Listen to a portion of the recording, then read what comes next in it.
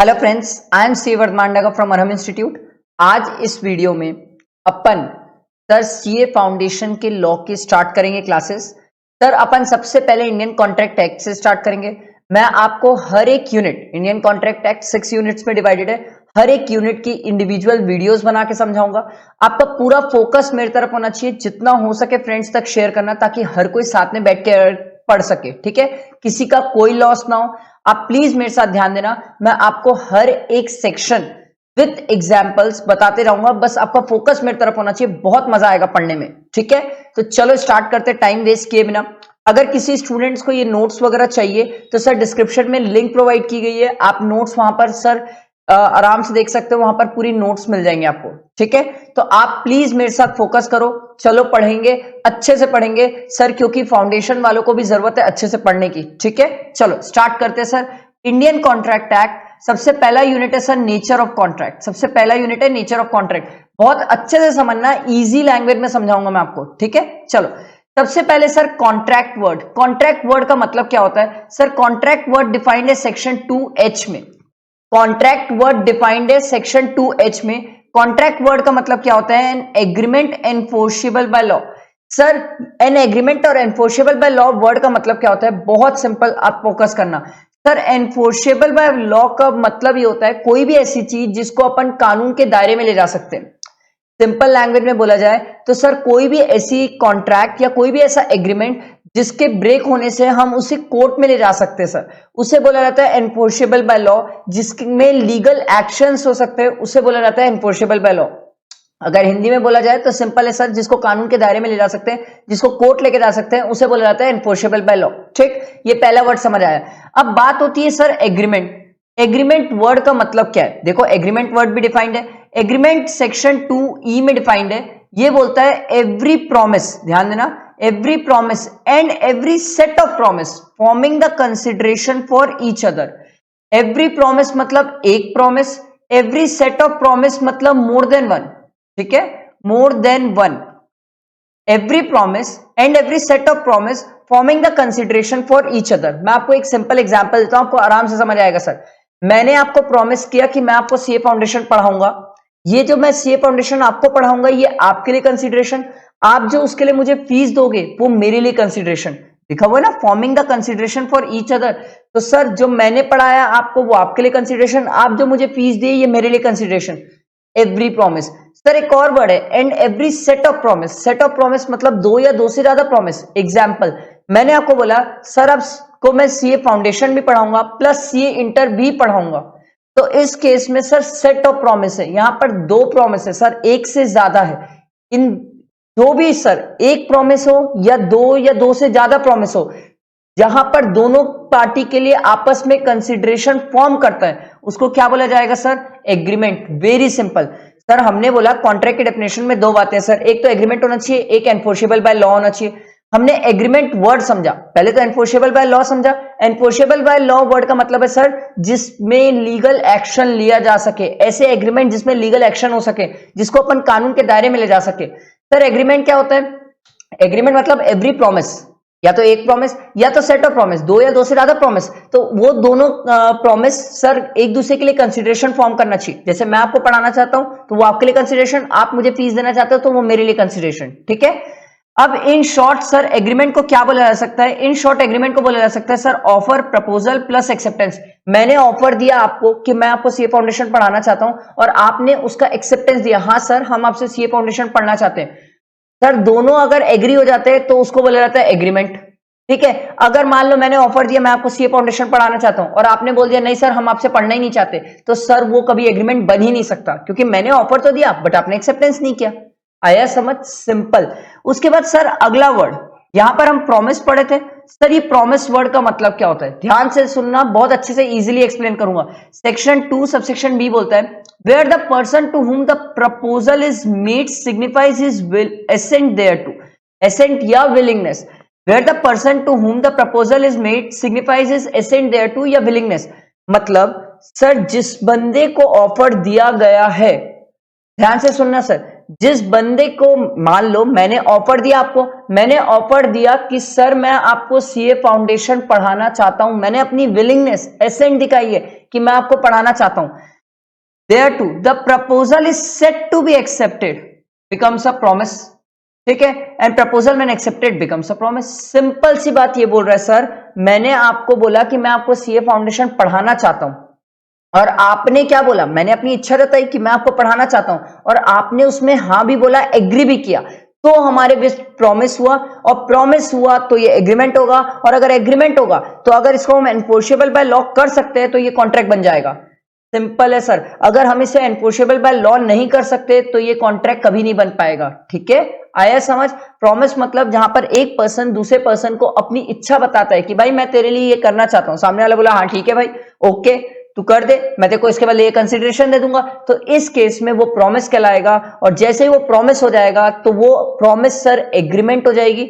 अगर प्रॉमिस दोनों के लिए कंसिडरेशन फॉर्म करती है तो वो एग्रीमेंट हो जाएगी, और अगर वो एग्रीमेंट होता है तो सर वो क्या बन सकता है, कॉन्ट्रैक्ट, अगर उसको लीगल एक्शन उसमें पॉसिबल है या लीगली एनफोर्सेबल करा सकते हो तो। आया समझ। उसके बाद देखो सर, अगला दिया हुआ है एनफोर्सेबिलिटी बाय लॉ, ये मैंने आपको बताया सर, आप लीगल ऑब्लिगेशन है सर, अगर एक पार्टी परफॉर्म नहीं करती तो आप उसको कोर्ट लेके जा सकते हो, एनफोर्सेबिलिटी बाय लॉ, ठीक है। उसके बाद देखो sir, difference between agreement and contract, क्या डिफरेंस है सर, बहुत ध्यान से सुनना, बहुत सिंपल है sir. Agreement means every promise and every set of promise forming the consideration for each other, अपन ये डेफिनेशन पढ़े जिसमें बोले अपन ने ऑफर प्लस एक्सेप्टेंस होता है, वेरी सिंपल। कॉन्ट्रैक्ट में क्या होता है sir, agreement plus legal enforceable, sir agreement ऐसा जो एनफोर्सेबल बाय लॉ है, ये अपन जो ऊपर डेफिनेशन पढ़े, डेफिनेशन ही पहला डिफरेंशिएशन। दूसरा देखो सर, स्कोप, एग्रीमेंट का स्कोप सर वाइडर है, वाइडर इसलिए है सर, बहुत ध्यान से सुनना, एग्रीमेंट सोशल और डोमेस्टिक दोनों हो सकते हैं सर, कॉन्ट्रैक्ट कभी सोशल और डोमेस्टिक नहीं होते, इसीलिए एग्रीमेंट बहुत बड़ा होता है सर, कॉन्ट्रैक्ट लिमिटेड होता है, क्योंकि कॉन्ट्रैक्ट तो वही हो सकता है सर जिसको आप लीगली एनफोर्स करा सकते हो, बट अगर ऐसा कोई एग्रीमेंट जिसको लीगली एनफोर्स नहीं करा सकते वो कॉन्ट्रैक्ट नहीं बन सकता, इसीलिए कॉन्ट्रैक्ट क्या होता है सर, नैरो सेंस होता है, ठीक है। उसके बाद देखो लीगल ऑब्लिगेशन, सर क्या कोई एग्रीमेंट लीगल ऑब्लिगेशंस क्रिएट करता है, नहीं सर, एग्रीमेंट में कहां से लीगल ऑब्लिगेशन है, एग्रीमेंट तो क्या है, सिर्फ वादा, मैंने बोला भाई मैं तेरे लिए करूंगा, तूने बोला हाँ ठीक है सर ये कर दो, मैं आपको ये कंसीडरेशन दे दूंगा।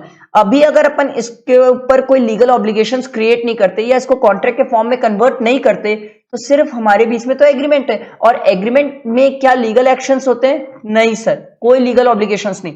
बट सर क्या कॉन्ट्रैक्ट में लीगल ऑब्लिगेशंस होते हैं, यस सर, अगर एक पार्टी भी अपनी बात से पलट गई, जैसे मैंने बोला था मैं सीए फाउंडेशन पढ़ाऊंगा और मान लो मैं बोला नहीं पढ़ाता, बाद में आपने मुझे फीस दे दी है, तो इस केस में आप मेरे खिलाफ केस कर सकते हो, या मैंने आपको पढ़ाया और आपने मुझे फीस नहीं दी तो इस केस में मैं आपके ऊपर केस कर सकता हूं, ठीक है, अगर हमने कॉन्ट्रैक्ट फॉर्म किया होगा तो क्रिएट्स अ लीगल ऑब्लिगेशन।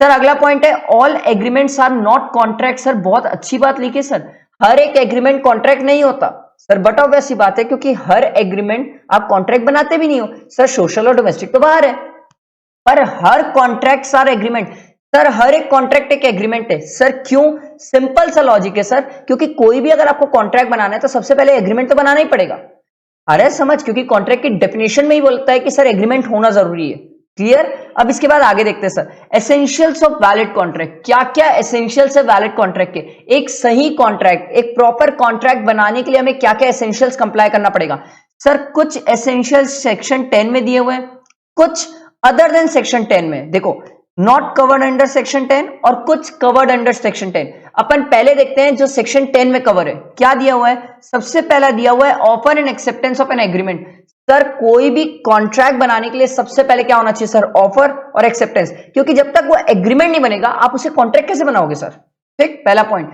दूसरा है फ्री कंसेंट, याद रखना हमें कोई भी कॉन्ट्रैक्ट बनाने के लिए सामने वाली पार्टी के फ्री कंसेंट चाहिए। एक एग्जांपल, मैं गया एक स्टूडेंट के पास, एक स्टूडेंट को 2-4 झापड़ गिन दिया या मार पीट दिया या उसके साथ फ्रॉड किया, क्वेश्चन किया, ये अपन बहुत आगे पढ़ेंगे डीप में, टेंशन मत लो सर। अगर मान लो मैंने किसी को डराया, धमकाया, मारा पीटा और मैं बोला कि भाई तेरे को मेरे से ही पढ़ना पड़ेगा, तो सर यहां पर उस बंदे की फ्री कंसेंट कहां है, जब तक दोनों पार्टी की फ्री कंसेंट नहीं होती सर कॉन्ट्रैक्ट नहीं बन सकता, वैलिड कॉन्ट्रैक्ट बन ही नहीं सकता। अब आपके मन में क्वेश्चन आएगा सर फ्री कंसेंट का मतलब क्या होता है, जहां पर दोनों party same thing same sense में एग्री कर जाती है, जहां पर दोनों party same thing same sense में एग्री कर जाती है उसको बोलते हैं फ्री कंसेंट। मैंने बोला भाई मैं तेरे को सीए फाउंडेशन पढ़ाना चाहता हूं और आप भी एग्री हो जाते हो कि हाँ सर हम आपसे सीए फाउंडेशन पढ़ना चाहते हैं। अगर मान लो आपने बोल दिया सर नहीं हम आपसे नहीं पढ़ना चाहते, और फिर मैं अगर जबरदस्ती कर रहा हूं तो फिर वो फ्री कंसेंट नहीं होगा। आया समझ? Very simple. उसके बाद देखो सर अगला पॉइंट दिया हुआ है capacity of the party. Sir जिन पार्टी के साथ आपको कॉन्ट्रैक्ट करना है वो कैपेबल होना चाहिए कॉन्ट्रैक्ट एंटर करने के लिए। सर बेसिकली 3 लोग सर माने जाते हैं जो कॉन्ट्रैक्ट करने के लिए कैपेबल है। एक, सर पहला तो वो माइनर नहीं होना चाहिए सर, 18 प्लस होना चाहिए। दूसरा, वो पर्सन साउंड माइंड का होना चाहिए सर, पागल नहीं होना चाहिए, अनसाउंड माइंड का नहीं होना चाहिए सर। तीसरा, ऐसा कोई भी पर्सन जो डिस्क्वालिफाइड बाय लॉ नहीं है, मतलब जिनको लॉ ही बोलता है कि आप इन पर्सन के साथ कॉन्ट्रैक्ट नहीं कर सकते। जिसका बेस्ट एग्जांपल है सर हम पाकिस्तान के साथ, इवन कुछ केसेस में चाइना के साथ भी कॉन्ट्रैक्ट एंटर नहीं कर सकते। ये मैं नहीं बोल रहा हूं, ये लॉ बोल रहा है। तो सर ये सब पार्टीज कैपेबल नहीं है कॉन्ट्रैक्ट करने के लिए, तो इनके साथ आप वैलिड कॉन्ट्रैक्ट एंटर नहीं कर सकते। उसके बाद अगला दिया हुआ है सर कंसिडरेशन। कंसिडरेशन मतलब क्विट प्रो क्यू या समथिंग इन रिटर्न। टेंशन मत लो, ये सेकंड यूनिट हमारा बहुत डीप में पढ़ते हैं, फिर भी मैं आपको ये बता रहा हूं सर कोई भी कॉन्ट्रैक्ट फॉर्म करने के लिए दोनों पार्टी की तरफ से कंसिडरेशन होना चाहिए। अपन एग्रीमेंट की डेफिनेशन में पढ़े थे, देखो मैंने एग्रीमेंट की डेफिनेशन में आपको बताया sir forming the consideration for each other. तो सिंपल सी बात है सर, क्या हमें कोई भी वैलिड कॉन्ट्रैक्ट करने के लिए दोनों पार्टी के बीच में कंसिडरेशन होना जरूरी है? Yes sir. हमारे केस में क्या था, मैं आपको सीए फाउंडेशन पढ़ा रहा हूं, ये आपके लिए कंसिडरेशन, आप मुझे फीस दे रहे हो, मेरे लिए कंसिडरेशन, ठीक है। उसके बाद देखो lawful consideration and object. Sir आप जो भी कॉन्ट्रैक्ट एंटर करना चाहते हो वो लॉफुल होना चाहिए, उसमें लॉफुल कंसिडरेशन होना चाहिए और लॉफुल ऑब्जेक्ट। जैसे कि मैं चरस गांजा या ड्रग्स वगैरह ये सब बेचने के कॉन्ट्रैक्ट नहीं कर सकता सर, क्योंकि वो लॉफुल ऑब्जेक्ट नहीं है सर, ना ही उसके लिए जो कंसिडरेशन मिलेगा वो लॉफुल माना जाएगा, ठीक है। उसके बाद अगला देखो sir, not expressly declare to be void. कुछ ऐसे ट्रांजेक्शन है जिन्हें वॉइड डिक्लेयर किया गया है। अगर कोई ऐसे ट्रांजेक्शन है जो वॉइड डिक्लेयर्ड है, वो ट्रांजेक्शन आप नहीं कर सकते। जैसे कि कई सारे एग्जांपल है। पहला तो ऐसा एग्जांपल है कि सर आप माइनर के साथ कोई कॉन्ट्रैक्ट एंटर नहीं कर सकते, क्योंकि माइनर के साथ कोई भी कॉन्ट्रैक्ट कैपेबल नहीं है वो बंदा कॉन्ट्रैक्ट एंटर करने के लिए। अगर आप उसके साथ कॉन्ट्रैक्ट एंटर करते हो तो ये वॉइड माना जाता है सर, ठीक है। Not expressly declare to be void, तो कोई चीज ऐसी जो वॉइड डिक्लेयर्ड है वो आप नहीं कर सकते।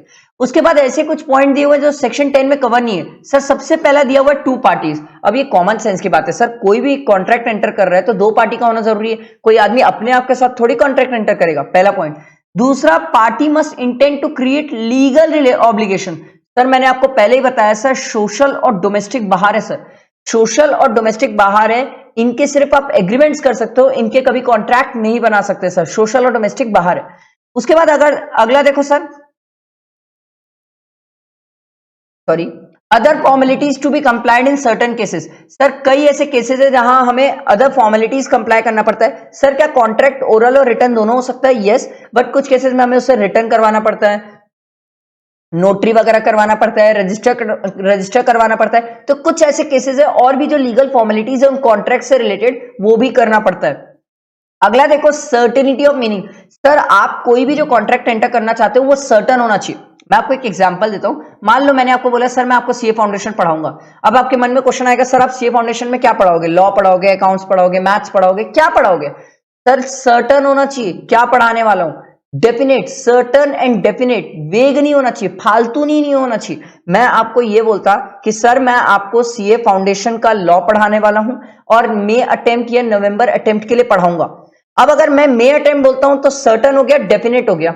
अब मैं बोलता हूं भाई या तो हो सकता है मई के लिए पढ़ाऊं या तो हो सकता है नवंबर के लिए पढ़ाऊं, तो सर यहां पर सर्टन तो है कि लॉ पढ़ाओगे, बट डेफिनेट नहीं है कि सर आप मई के लिए पढ़ा रहे हो कि नवंबर के लिए पढ़ा रहे हो। आ रहा है समझ? तो सर्टेनिटी ऑफ मीनिंग, सर्टन होना चाहिए, नॉट वेग, फालतू नहीं होना चाहिए, और इनडेफिनेट नहीं होना चाहिए, डेफिनेट होना चाहिए, ठीक है। उसके बाद अगला है सर पॉसिबिलिटी ऑफ परफॉर्मेंस। ये तो बहुत जबरदस्त बात है सर, बहुत सिंपल है। आप ऐसे कोई एग्रीमेंट नहीं कर सकते, ऐसे कोई कॉन्ट्रैक्ट एंटर नहीं कर सकते जो पॉसिबल ही नहीं है। जैसे एक एग्जांपल मैंने बोला सर कोई भी सीए फाउंडेशन में अगर फर्स्ट रैंक लाता है तो मैं उसे चांद तारे तोड़ के लाके दूंगा। सर नेक्स्ट टू इम्पॉसिबल है सर, आप ऐसे कॉन्ट्रैक्ट कैसे कर सकते हो? इम्पॉसिबल है सर वो, इसीलिए पॉसिबिलिटी ऑफ परफॉर्मेंस है ही नहीं। अगर जहां पर पॉसिबिलिटी ऑफ परफॉर्मेंस नहीं है वहां पर आप कॉन्ट्रैक्ट एंटर नहीं कर सकते। आया समझ? ये अपन पढ़ रहे थे एसेंशियल्स ऑफ वैलिड कॉन्ट्रैक्ट। अगर अपन को वैलिड कॉन्ट्रैक्ट एंटर करना है तो क्या क्या एसेंशियल्स का ध्यान रखना पड़ेगा। उसके बाद देखो सर टाइप्स ऑफ कॉन्ट्रैक्ट, बहुत मजेदार है, बहुत प्यारा चैप्टर है सर कॉन्ट्रैक्ट एक्ट, आप ध्यान से सुनते रहो। टाइप्स ऑफ कॉन्ट्रैक्ट में सबसे पहला दिया हुआ on the basis of validity, सबसे पहला दिया हुआ है valid contract. Sir valid contract क्या होता है? ऐसा कोई भी कॉन्ट्रैक्ट जो बाइंडिंग हो और एनफोर्सेबल हो। ऐसा कोई भी कॉन्ट्रैक्ट जो बाइंडिंग हो और एनफोर्सेबल हो, जिसको आप लीगली एनफोर्स करा सकते हो। जैसे मैंने आपको बोला सर कि मैं सीए फाउंडेशन पढ़ाऊंगा, आप मुझे फीस दोगे, सर क्या ये एक वैलिड कॉन्ट्रैक्ट है? हाँ भाई, बाइंडिंग है, दोनों पार्टी अपने ऑब्लिगेशंस करेगी। क्या ये एनफोर्सेबल है? यस। अगर कल के दिन मैं कॉन्ट्रैक्ट तोड़ता हूं या आप कॉन्ट्रैक्ट तोड़ते हो तो चलो कोर्ट। Binding and enforceable. दूसरा दिया हुआ है सर वॉइड कॉन्ट्रैक्ट। ये बहुत ध्यान से सुनना सर, वॉइड कॉन्ट्रैक्ट क्या होता है? ऐसा कोई भी कॉन्ट्रैक्ट जो एंटर करते टाइम तो सही था, वैलिड था, बट कुछ ऐसे सर्कमस्टांसेस या फिर लॉ में ऐसा चेंज आया जिसके कारण अब ये कॉन्ट्रैक्ट परफॉर्म नहीं हो सकता। एग्जाम्पल, जैसे मान लो मैंने एक एग्जाम्पल, पहले मैं लॉ का एग्जाम्पल देता हूं। मान लो मैंने गुजरात में या मान लो छत्तीसगढ़ में, मैं छत्तीसगढ़ में रहता हूं, मान लो मैंने छत्तीसगढ़ में किसी के साथ दारू बेचने का कॉन्ट्रैक्ट किया, ठीक है, शराब बेचने का, अल्कोहल बेचने का कॉन्ट्रैक्ट किया। अब जब कॉन्ट्रैक्ट किया था तब सब चीजें वैलिड थी। अब अचानक से मान लो यहां पर भूपेश बघेल जी ने क्या किया, ये बोला कि भाई छत्तीसगढ़ में दारू बैन हो रही है। अब वो अचानक से बैन करे, मेरी गलती तो नहीं थी सर, लॉ में कुछ ऐसा चेंज आया जिसके कारण अब ये कॉन्ट्रैक्ट परफॉर्म नहीं हो सकता, इसीलिए इसे क्या बोला जाएगा सर? Void contract. क्या बोला जाएगा? Void contract. ठीक है, पहला मैंने आपको सर चेंज इन लॉ का बताया। दूसरा सर सर्कमस्टांसेस। कुछ ऐसा सर्कमस्टांसेस हो गए, जैसे मान लो एक एग्जाम्पल देता हूं, ऑफेंसिव एग्जाम्पल नहीं है, ना ही किसी से कोई पर्सनल दुश्मनी है, बट सिंपल है सर। मान लो जैसे मैंने अभी लॉकडाउन है, तो सर लॉकडाउन के बाद मान लो मैंने हनी सिंह का कंसर्ट कराया रायपुर में। ध्यान से सुनना, हनी सिंह का कंसर्ट कराना था मेरे को रायपुर में, मैंने उससे बातचीत करी, ठीक है, कॉन्ट्रैक्ट किया। अब हनी सिंह बोला ठीक है भाई तेरा लॉकडाउन खुलने दे, मैं आके यहाँ कंसर्ट कर लूंगा। अब मेरी बात ध्यान से सुनना, वो आ रहा था फ्लाइट से, मान लो फ्लाइट क्रैश हो गई। अब इस केस में ना उसकी गलती ना मेरी गलती, अब उसका भूत या उसका असिस्टेंट तो गाएगा नहीं, बट ऑब्वियस सी बात है। तो सिंपल है सर, इस केस में कुछ ऐसा सर्कमस्टांसेस क्रिएट हुआ जिसके कारण क्या हो गया? कॉन्ट्रैक्ट वॉइड हो गया। नॉर्मली वैलिड था, सही था, बट कुछ ऐसे सर्कमस्टांसेस हो गए जो beyond the control of both the parties है, तो उस केस में वो कॉन्ट्रैक्ट क्या हो गया? वॉइड कॉन्ट्रैक्ट हो गया। देखो, ceases to be enforceable by law, ceases पहले सही था बट बाद में कुछ ऐसा हुआ जिसके कारण वो वॉइड हो गया। आया समझ? ये दो वर्ड याद रखना sir, ceases to be enforceable by law और दूसरा सर्कमस्टांसेस, ये दो ही रीजन से वॉइड कॉन्ट्रैक्ट होते हैं। तीसरा दिया हुआ है सर वॉइडेबल कॉन्ट्रैक्ट। अब ये वॉइडेबल क्या होता है sir? Very simple, very simple. मान लो जैसे कोई भी एक स्टूडेंट है, मैं उससे पूछा भाई मेरे से पढ़ना चाहता है, वो बोला हाँ सर मैं आपसे पढ़ना चाहता हूं, ये तो नॉर्मल था सर। मान लो मैंने किसी स्टूडेंट से पूछा भाई पढ़ना चाहता है मेरे से सीए फाउंडेशन का लॉ, वो बोला सर नहीं पढ़ना है मेरे को आपसे। मैं दो झापड़ मारा खींच के और मैं बोला भाई मेरे से ही पढ़ना पड़ेगा। मैं उसके ऊपर क्वेश्चन अप्लाई कर रहा हूं, प्रेशर दे रहा हूं, ठीक है, मेंटली हरास कर रहा हूं कि देखो मेरे से ही पढ़ना पड़ेगा। सर ये क्या होता है? ये वॉइडेबल है। वॉइडेबल क्यों बोला गया? सर जिस पार्टी के साथ गलत किया गया है, सामने वाली पार्टी जो स्टूडेंट था उसके साथ गलत हुआ है, वो क्या कर सकता है? कॉन्ट्रैक्ट को कैंसिल कर सकता है सर। यहां पर वो कॉन्ट्रैक्ट को कैंसिल कर सकता है, इसीलिए बोला जाता है वॉइडेबल कॉन्ट्रैक्ट। वॉइडेबल वर्ड का मतलब होता है sir an agreement which is enforceable by law at the option of one और मोर पार्टीज देयर टू।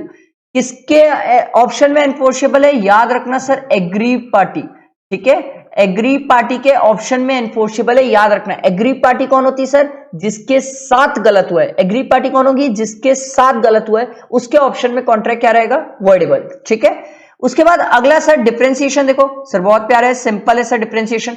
एक चीज मैं आपको सिखाना चाहूंगा सर, जब भी कभी डिफरेंशिएशन एग्जाम में लिखो तो हमेशा याद रखना डिफरेंशिएशन में बेसिस लिखना चाहिए एग्जाम में। अगर आप बेसिस नहीं लिखते हो, आई एम नॉट सेइंग कि बेसिस नहीं लिखोगे तो मार्क्स नहीं मिलते, बट अगर आप बेसिस नहीं लिखते हो ना तो मार्क्स जरूर कटते हैं सर, कटते जरूर है मार्क्स। तो बेसिस लिखना चाहिए, इट रिप्रेजेंट गुड कि आपको पता है किस बेसिस में आप डिफरेंशिएट कर रहे हो। नहीं तो एग्जामिनर को क्या पता आप किस बेसिस में डिफरेंशिएट, बोले मन से कुछ भी कर रहे हैं, करे जा रहे हैं, ठीक है। तो देखो सर बेसिस में सबसे पहले दिया हुआ है void contract and voidable contract. Sir void contract मैंने आपको बताया सर, कुछ ऐसे सर्कमस्टांसेस और रीजन के कारण सीजेस टू बी एनफोर्सेबल, पहले कर सकते थे अब नहीं कर पा रहे। वॉइडेबल कॉन्ट्रैक्ट क्या है सर? ये enforceable at the option of one और मोर पार्टीज देयर टू, जिसके साथ गलत हुए, एग्रीड पार्टी मैंने अभी आपको बताया।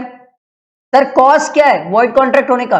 सर चेंज इन लॉ या सर्कमस्टांसेस। वॉइडेबल क्या है सर? जहां पर सामने वाले की पार्टी की कंसेंट फ्री नहीं है सर, आपने उसको मारा पीटा है, डराया धमकाया है, फ्रॉड किया है उसके साथ, उसको अनड्यू इन्फ्लुएंस किया, दबाया है, प्रेशर दिया है, तो वो सब चीजें में वॉइडेबल हो जाता है सर। उसके बाद परफॉर्मेंस ऑफ अ कॉन्ट्रैक्ट। क्या सर वॉइड कॉन्ट्रैक्ट परफॉर्म हो सकते हैं? नहीं भाई, कैसे परफॉर्म करेंगे? हनी सिंह नीचे आके थोड़ी गाएगा और या मैं दारू थोड़ी बेच सकता हूं अगर बैन हो गई है तो। पर voidable contract voidable contract perform किया जा सकता है। अगर एग्रीड पार्टी बोलती है ठीक है सर दो झापड़ मार दी तो क्या हुआ, आप याद दिलाए कि सही रास्ते में चलना है, बोले सर हमको आपसे ही पढ़ना है। अब अगर मान लो वो बंदा पढ़ना चाहता है, उसके बाद भी भले उसकी कंसेंट नहीं थी उस टाइम फ्री, बट फिर भी अगर वो पढ़ना चाहता है तो इस केस में ये परफॉर्म हो सकता है सर, ये परफॉर्म हो सकता है। ये तो परफॉर्म ही नहीं हो सकता, वॉइडेबल कॉन्ट्रैक्ट परफॉर्म हो सकता है बट void contract perform नहीं हो सकता। देखो, if the agreed party does not within the reasonable time exercise his right to avoid the contract, any party can sue the other party for claiming the performance of the contract। फिर claim कर सकता है वो, अगर वो मान लो cancel नहीं करता तो फिर वो बोल सकता है सर मैंने कब बोला था, आप दो झापड़ मार दिए तो नहीं पढ़ना चाहता, मैं तो आप ही से पढ़ूंगा, आपको पढ़ाना पड़ेगा, तो उस केस में फिर मेरे को परफॉर्म करना पड़ेगा। आया समझ? उसके बाद सर देखो राइट्स, अब राइट्स क्या दिया हुआ है यहां पर, वॉइड कॉन्ट्रैक्ट के केस में कोई राइट्स नहीं। भाई क्या राइट होगी तेरे पास, मेरे को ये बताना, क्या राइट अप्लाई करेगा तू? हनी सिंह तो ऊपर जा चुका है, शराब बैन हो चुकी, क्या राइट अप्लाई करेगा? कुछ नहीं कर सकता। बट वॉइडेबल कॉन्ट्रैक्ट के केस में the party whose consent was not free has the right to rescind the contract. Rescind word का मतलब होता है कैंसल। जिस पार्टी के साथ गलत हुआ है वो पार्टी चाहे तो कॉन्ट्रैक्ट क्या कर सकती है सर, चाहे तो कैंसिल कर दे, कोई दिक्कत नहीं है। आया समझ? Very simple. उसके बाद अगला देखो sir, illegal contracts. Sir illegal क्या होता है? ऐसे कॉन्ट्रैक्ट्स जो लॉ के थ्रू फोरबिडन है, कर ही नहीं सकते। चरस गांजा बेचने का या ड्रग्स का काम कर ही नहीं सकते, इलीगल है सर। स्मगलिंग कर रहे हो गोल्ड्स की, इलीगल है सर, ये काम तो आप कर ही नहीं सकते, कर ही नहीं सकते, अलाउ ही नहीं है सर, फोरबिडन बाय लॉ है। ठीक है, उसमें देखो क्या क्या बातें दी हुई है सर। सबसे पहला देखो बेसिस, वॉइड एग्रीमेंट और इलीगल एग्रीमेंट, क्या डिफरेंशिएशन है? देखो वॉइड एग्रीमेंट, वॉइड एग्रीमेंट का scope, it is not necessary illegal. Sir void agreement illegal थोड़ी होता है। मान लो मैंने कोई माइनर के साथ एग्रीमेंट किया, सर वो गलत है, शुरू से गलत है, करना ही नहीं चाहिए था, बट वो इलीगल थोड़ी क्या है, बच्चा इलीगल थोड़ी होगा। इलीगल एग्रीमेंट सर ये तो शुरुआत से वॉइड है, कर ही नहीं सकते थे सर, आपको करना अलाउड ही नहीं था, आप किए कैसे? Nature, it is not forbidden by law. Void agreement sir, partnership में अपन माइनर को एडमिट करते हैं, ऐसा कहां लिखा है कि एडमिट ही नहीं कर सकते? हमारी इच्छा, करना चाहते हैं भाई, कर रहे ना, तेरा क्या जा रहा है, उसको बेनिफिट ही तो देना पड़ेगा ना, दे देंगे। इलीगल तो सर ये तो फोरबिडन है सर, ये अगर आप करोगे तो फिर पुलिस वाले देंगे आपको खाने भर का। पनिशमेंट, सर यहां पर कोई पनिशमेंट नहीं होती सर वॉइड एग्रीमेंट में। किस बात की पनिशमेंट भाई? माइनर को एडमिट किया पार्टनरशिप में, किस बात की पनिशमेंट? बट सर इलीगल है तो फिर पनिशमेंट भी है, जेल भी हो सकती है, फांसी भी हो सकती है, क्या पता क्या हो। उसके बाद कोलैटरल, सर ये वर्ड से बहुत सारे स्टूडेंट कंफ्यूज है, परेशान रहते हैं सर। कोलैटरल, कोलैटरल वर्ड का मतलब very simple, very very simple. Collateral word का मतलब मैं आपको एकदम सिंपल सी बात समझाता हूं, सिंपल एग्जांपल है। जैसे मान लो वर्धमान सर ने, एक बंदा आया, एक बंदा ए करके आया, उसको पैसे की जरूरत थी। ध्यान से सुनना, वर्धमान सर के पास ए एक माइनर आया, उसे पैसे की जरूरत थी। अब उसे पैसे की जरूरत कितनी थी? 10,000 की। अब वर्धमान सर बोले ए को 10,000 चाहिए, माइनर को, बोले ठीक है यार मैं तेरे को दे देता हूं। अब वर्धमान सर चेक किए तो बोले यार लॉकडाउन है, मेरे पास भी कैश नहीं है, रुक मैं किसी और से ले लेता हूं। मान लो वर्धमान सर ने बी से पैसे लिए, ठीक है, ध्यान से सुनना सर, वर्धमान सर ने बी से 10,000 रुपीज लिए, किसको देने के लिए? ए को देने के लिए। इस केस में पहला कॉन्ट्रैक्ट किसके बीच में? वर्धमान सर और ये माइनर के बीच में, कि भैया इसको पैसे देना है, ये बाद में हमें रिटर्न करेगा। एग्जैक्टली दूसरा कॉन्ट्रैक्ट किसका है? ये सेकंड कॉन्ट्रैक्ट बी के साथ है, जो बी वर्धमान सर को क्या दिया है? पैसे दिया है। अब ये पहला कॉन्ट्रैक्ट तो आप सब समझते हो, ये जो सेकंड कॉन्ट्रैक्ट है इसी को बोला जाता है सर कोलैटरल कॉन्ट्रैक्ट। कोलैटरल मतलब जहां पर मेन कॉन्ट्रैक्ट के साथ साथ एक और कॉन्ट्रैक्ट साइड में चलता है, उसको बोलते हैं कोलैटरल कॉन्ट्रैक्ट। अब ये जो वर्धमान सर माइनर के साथ एग्रीमेंट कर रहे हैं, सर क्या ये वॉइड है? यस ये वॉइड है, कर ही नहीं सकते थे, वॉइड एग्रीमेंट है सर, शुरू से ही गलत है, माइनर के साथ कर ही नहीं सकते थे, वो कैपेबल ही नहीं है कॉन्ट्रैक्ट एंटर करने के लिए। पर सर वर्धमान सर बी से पैसा लिए 10,000, क्या ये वैलिड है? यस ये वैलिड है। इसकी एज मान लो 21 ईयर्स है, क्या ये वैलिड है? यस ये वैलिड है, इस पर कोई दिक्कत नहीं है। तो वो यही बोल रहा है सर, वॉइड एग्रीमेंट के केस में कोलैटरल वैलिड हो सकता है, वॉइड एग्रीमेंट के केस में कोलैटरल वैलिड हो सकता है। तो क्या हमारे केस में वैलिड है? यस हमारे केस में वैलिड है। इलीगल के केस में तो कोलैटरल भी क्या हो जाता है सर? वॉइड। इलीगल के केस में कोलैटरल भी void. Sir very simple sir, Vardhman sir A को बोले भाई मैं तेरे को गांजा बेचूंगा या ड्रग्स बेचूंगा, ठीक है, और ये ड्रग्स बेचने के लिए ये मान लो बी से परचेस कर रहे, तो सर ये पहला वाला भी वॉइड है, ठीक है, दूसरा वाला भी वॉइड है, दोनों वॉइड होंगे सर। इलीगल का केस है, इलीगल के केस में कोलैटरल भी क्या हो जाता है? वॉइड हो जाता है। इलीगल के केस में कोलेक्टरल भी क्या होता है, वॉइड होता है। वेरी वेरी सिंपल, आया समझ। इसके बाद आगे बढ़ते सर। उसके बाद अगला दिया हुआ है सर आपको अनएनफोर्सेबल कॉन्ट्रैक्ट। अनएनफोर्सेबल सर ऐसा कोई भी कॉन्ट्रैक्ट जो कुछ सम टेक्निकल डिफेक्ट्स, कुछ लिखने के कारण, कुछ लिखने में गलती हो जाने के कारण, या फिर बैरिड बाय लिमिटेशन, डेटर से आपने लिख दिया कि 4 साल बाद पैसे लेंगे, सर 3 साल लिमिटेशन पीरियड बोलता है, तो 3 साल लिमिटेशन एक्ट बोलता है कि डेटर से आप 3 साल में पैसा वसूल सकते हो, चौथा साल हो ही नहीं सकता, आपने चौथा साल लिख दिया तो बैरिड बाय लिमिटेशन है। तो ऐसे कॉन्ट्रैक्ट क्या होता है, अनएनफोर्सेबल कॉन्ट्रैक्ट है, आप इसको एनफोर्स नहीं करा पाओगे। कोर्ट बोलेगा पागल है, डेटर से 3 साल में पैसा ले सकता है, चौथा साल तू कैसे लिख दिया, बैरिड बाय लिमिटेशन एक्ट है, ठीक है। ऐसे कोई भी कॉन्ट्रैक्ट अनएनफोर्सेबल कॉन्ट्रैक्ट होंगे। उसके बाद अगला दिया हुआ है on the basis of formation. Sir on the basis of formation बहुत सिंपल है सर। सबसे पहला दिया हुआ है, ध्यान दो, एक्सप्रेस कॉन्ट्रैक्ट। एक्सप्रेस मतलब या तो बोल दो या तो लिख दो, दोनों बात आती है सर, बाय वर्ड्स और बाय राइटिंग। इंप्लाइड कॉन्ट्रैक्ट क्या होता है सर, इंप्लाइड होता है एग्जिस्टेंस बाय इंप्लीकेशन। मैं आपको बहुत सिंपल एग्जांपल देता हूं जो हमारी बुक में भी दिया है, और ये बहुत प्यारा एग्जांपल है। मान लो आप रेलवे स्टेशन में चल रहे हो, बहुत सिंपल है, बहुत अच्छा एग्जांपल सर। रेलवे स्टेशन में चल रहे हो, आपके पास बहुत सारा सामान है, आपके पास एक कुली आया, आपका सामान उठाया, बोला भैया आपका सामान मैं गाड़ी तक छोड़ दूंगा, 100 रुपए लूंगा। सामान उठाया और लेके आपके साथ चलने लगा, आपने मना नहीं किया, आप चाहते तो मना कर सकते थे, आपने मना नहीं किया, तो इसका यहां पर होता है इंप्लाइड कॉन्ट्रैक्ट, क्योंकि आपके ऐसे एक्शन से लग रहा है इंप्लाइड है कि आप उसकी बात मानना चाहते हो और आप उसके साथ कॉन्ट्रैक्ट एंटर करना चाहते हो, implied contract by implication.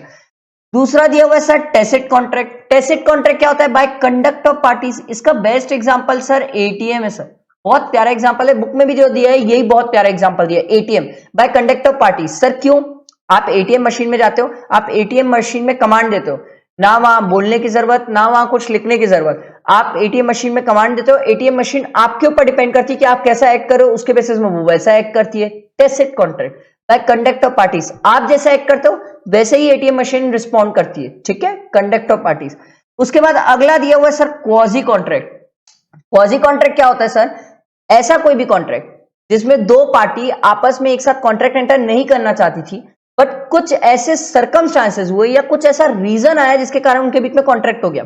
Example, बहुत अच्छा एग्जाम्पल, सिंपल एग्जाम्पल, वैसे क्वाजी कॉन्ट्रैक्ट अपन बहुत डीप में पढ़ेंगे, एक यूनिट भी हमारा, ध्यान दो। क्वाजी कॉन्ट्रैक्ट का एक एग्जाम्पल देता हूं मैं आपको। मान लो आपका मोबाइल गिर गया, ठीक है, और किसी पर्सन ने देख लिया भाई कि ये आपका मोबाइल गिर गया। अब वो बंदे ने बोला कि सर, वो बंदा उठाया आपका मोबाइल, अब उठा के आपको फोन करके बोला भैया तेरा मोबाइल मेरे को मिला है, ये मोबाइल तू ले जा। इस केस में यहां आप और उस बंदे के बीच में कोई कॉन्ट्रैक्ट थोड़ी हुआ था कि जब जब मेरा मोबाइल गिरेगा तब तक तू मेरे को उठा के देना, ऐसा कोई कॉन्ट्रैक्ट नहीं हुआ था। बट यहां पर कुछ ऐसे सर्कमस्टांसेस क्रिएट हुए जिसके कारण अब आपके बीच में कॉन्ट्रैक्ट हो गया। वो बंदा आपसे आपके मोबाइल का 1000 रुपए एक्सपेंस ले सकता है, बोला भाई मैं इसको इतनी देर संभाला, ये सब चीजें किया, उसका मेरे को 1000 रुपए चाहिए, तब मैं तेरे को ये फोन दे दूंगा। तो इस केस में आपको उसको 1000 रुपए देना पड़ेगा सर, क्वाजी कॉन्ट्रैक्ट। यहां आपके बीच पहले से कोई कॉन्ट्रैक्ट नहीं था, बट कुछ ऐसे सर्कमस्टांसेस क्रिएट हुए जिसके कारण आप लोगों के बीच में कॉन्ट्रैक्ट हुआ। आया समझ? वैसे टेंशन ना लो, यही हमारा 6th यूनिट है, बहुत डीप में पढ़ने वाले हैं, ठीक है। उसके बाद अगला दिया हुआ सर ई कॉन्ट्रैक्ट। ई कॉन्ट्रैक्ट बहुत सिंपल सर, आजकल इलेक्ट्रॉनिक फॉर्म में कॉन्ट्रैक्ट होते हैं, आजकल हर चीज इलेक्ट्रॉनिक फॉर्म में होती है। सर आप पबजी डाउनलोड करते हो तो स्टार्टिंग में टर्म्स ऑफ कंडीशंस आते हैं, उसमें आप आई एग्री करके करते हो। ई कॉन्ट्रैक्ट आप एग्री करते हो कि पबजी जो चाहता है हमारे साथ, जो उस एग्रीमेंट में लिखा है वो सब चीजें हमारे साथ कर सकता है। ई कॉन्ट्रैक्ट, ठीक है, इलेक्ट्रॉनिक फॉर्म पे कॉन्ट्रैक्ट। उसके बाद अगला देखो, on the basis of performance of the contract. सबसे पहला दिया हुआ है सर एग्जीक्यूटेड कॉन्ट्रैक्ट। एग्जीक्यूटेड मतलब क्या होता है, दोनों पार्टी अपने ऑब्लिगेशंस परफॉर्म कर दी, एकदम सिंपल। मैंने आपको सीए फाउंडेशन पढ़ा दिया, आपने मुझे फीस दे दी, दोनों पार्टी अपने ऑब्लिगेशन परफॉर्म कर ली, उसको बोलते हैं एग्जीक्यूटेड। सर एग्जीक्यूटरी क्या होता है, very simple, very simple. Executory वो होता है सर जहां पर दोनों पार्टी ने अपने ऑब्लिगेशन ही परफॉर्म नहीं किए। इसके अंदर सर दो चीजें आ जाती है। अब इसके अंदर दो चीजें आती है, सबसे पहला यूनिलेटरल और बायलेटरल। सर यूनिलेटरल मतलब जहां पर एक पार्टी ने, ध्यान से सुनना सर, यूनिलेटरल मतलब जहां पर एक पार्टी ने कॉन्ट्रैक्ट परफॉर्म नहीं किया और दूसरे ने परफॉर्म कर दिया। एग्जांपल, मैंने आपको सीए फाउंडेशन पढ़ा दिया, आपने मुझे फीस नहीं दी, ये यूनिलेटरल। सर बायलेटरल क्या होता है, ना मैंने आपको फीस दी ना आपने मुझे पढ़ाया, ठीक है, सिंपल, सॉरी मैंने ना आपको पढ़ाया ना आपने मुझे फीस दी। बायलेटरल कॉन्ट्रैक्ट जहां पर दोनों पार्टी अपने ऑब्लिगेशंस परफॉर्म नहीं करी है, ठीक है। और यूनिलेटरल मतलब जहां पर एक पार्टी परफॉर्म कर दिया और एक पार्टी का परफॉर्म करना बचा है। आया समझ? उसके बाद सर देखो, अपन ने बोला था सर एग्रीमेंट की डेफिनेशन में दो बातें, ऑफर प्लस एक्सेप्टेंस। अब अपन क्या पढ़ रहे हैं सर, प्रपोजल या ऑफर किसको बोलते हैं, सेक्शन 2A। देखो ध्यान से देखो, बहुत मजा आएगा, बहुत सिंपल होता है सर। प्रपोजल या ऑफर, ऑफर की डेफिनेशन क्या होती है, बहुत सिंपल, मैं आपको डायरेक्ट से समझाता हूं, बहुत प्यार से समझ आ जाएगा सर। लोग भागते हैं पता नहीं क्यों इस डेफिनेशन से, बहुत इजी सर, बहुत सिंपल।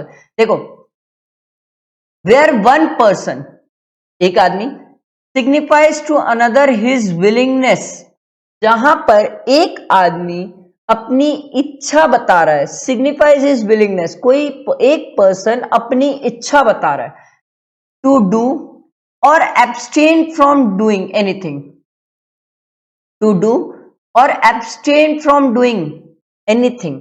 मैं आपको समझाता हूं सर, मैं आपको सीए फाउंडेशन पढ़ाना चाहता हूं, ठीक है, मैंने अपनी इच्छा जताई कि मैं आपको सीए फाउंडेशन पढ़ाना चाहता हूं, तो where one person signifies his willingness to do, कुछ करने की इच्छा, और एब्सटेन फ्रॉम डूइंग, कुछ नहीं करने के लिए। एग्जाम्पल देता हूं सर, मान लो मेरी कोचिंग इंस्टीट्यूट चलती है, ठीक है, अरम इंस्टीट्यूट। अब मान लो मेरे पास एक दूसरी इंस्टीट्यूट आई और उसने बोला सर आप अपनी कोचिंग बंद कर दीजिए। मैं बोला पागल है, सन की है, क्यों बंद करूं भाई। वो बोला सर अगर आप कोचिंग बंद करते हैं तो मैं आपको इतना कंसिडरेशन दूंगा। एब्सटेन फ्रॉम डूइंग, मुझे कुछ करने से रोकने के लिए किसी ने ऑफर दिया। सर ये रियल लाइफ में होता है, ये रियल लाइफ में होता है सर। एक होता है कुछ करने के लिए, एब्सटेन फ्रॉम डूइंग कुछ नहीं करने के लिए, कुछ नहीं करने के लिए, ठीक है, कुछ करने से रोकने के लिए। वही देखो मैंने हिंदी में लिखा है, मुझे पढ़ाने से रोकने का offer, with a view to obtain the assent of that to such act or substance he is said to make a proposal। ठीक है, अब जैसे मैं आपको सिंपल सुनना, जैसे मैंने मान लो आपको ऑफर दिया कि मैं आपको सीए फाउंडेशन पढ़ाना चाहता हूं। अब ये जो मैं ऑफर दे रहा हूं इसके पीछे मेरा मोटिव क्या होना चाहिए, आपकी एसेंट लेना, आपकी इच्छा जानना, ठीक है, कि आप इस ऑफर से रिलेटेड क्या एक्ट करते हो।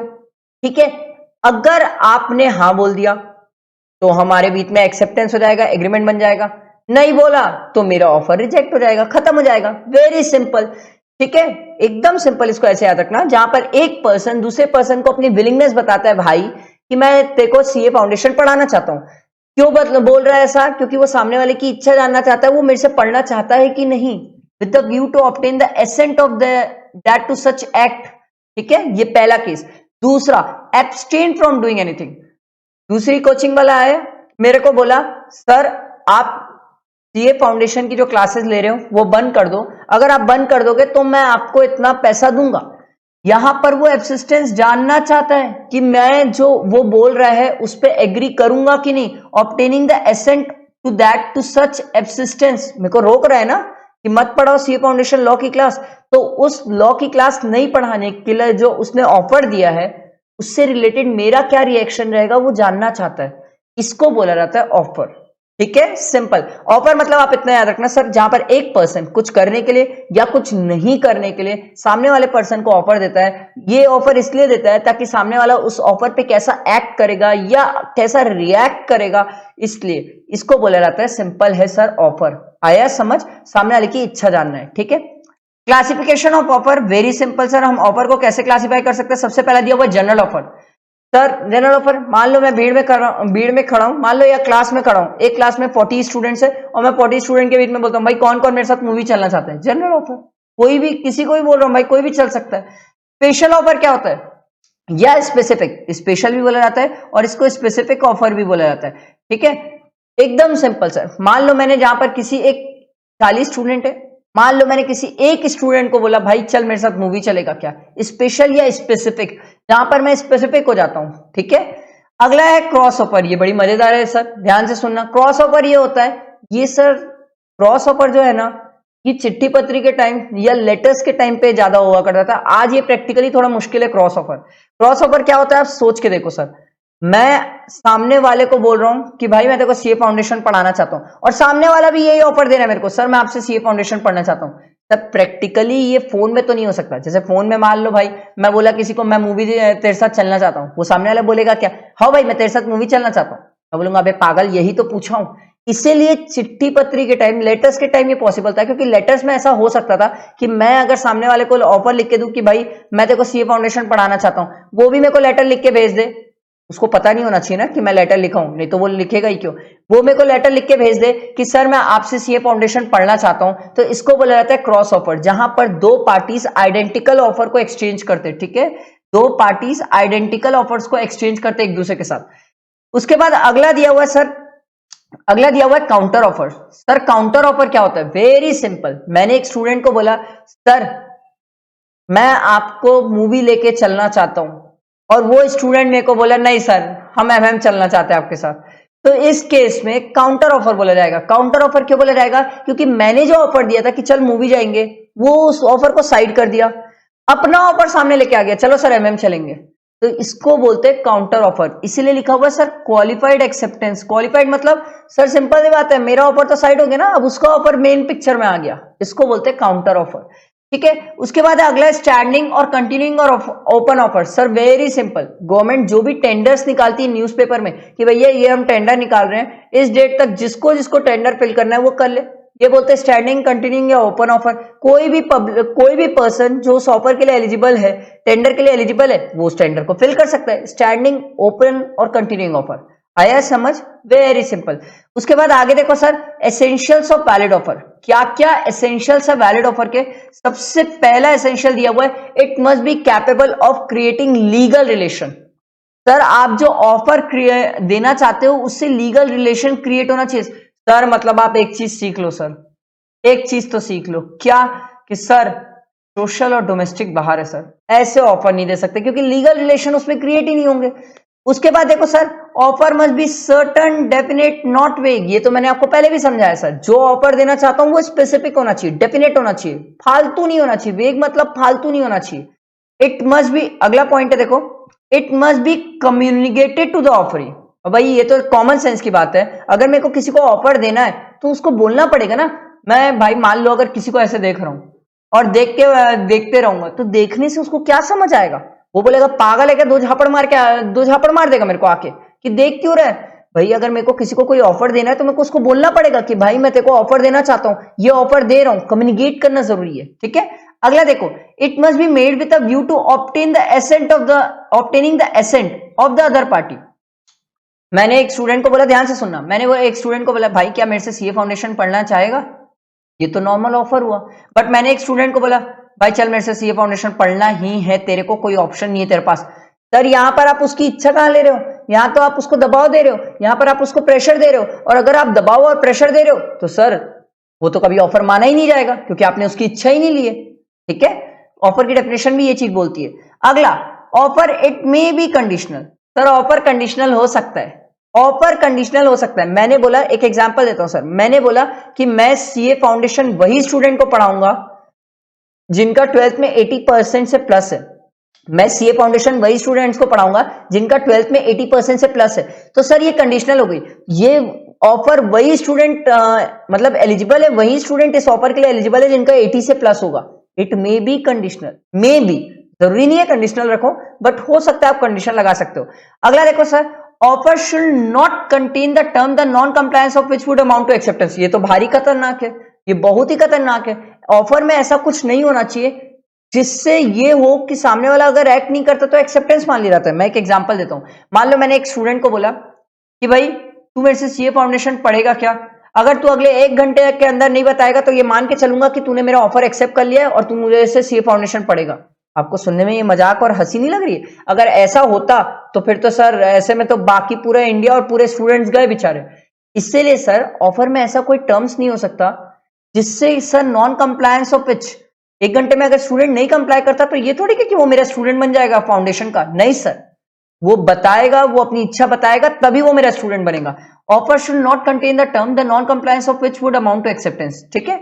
अगला देखो, ऑफर में भी एदर स्पेसिफिक, जनरल, कैसा भी हो सकता है सर, ये हम पढ़ के आए ऊपर ऑफर के टाइम्स में।